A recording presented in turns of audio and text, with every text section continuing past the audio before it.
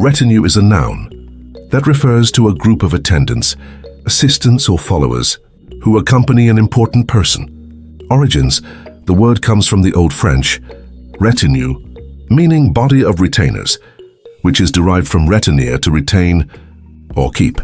It entered English in the 14th century, maintaining its connection to groups serving or surrounding influential figures.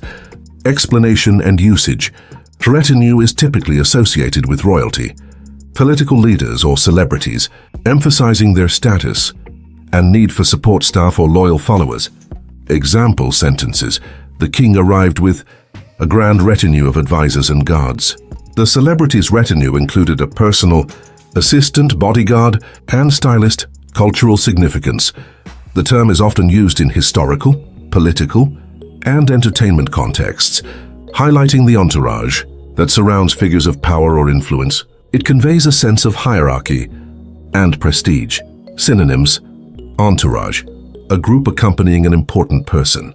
Cortege, a formal procession or group of attendants. Following, a group of loyal supporters or admirers. Antonyms: leader, the central figure commanding the group. Solitude, the state of being alone.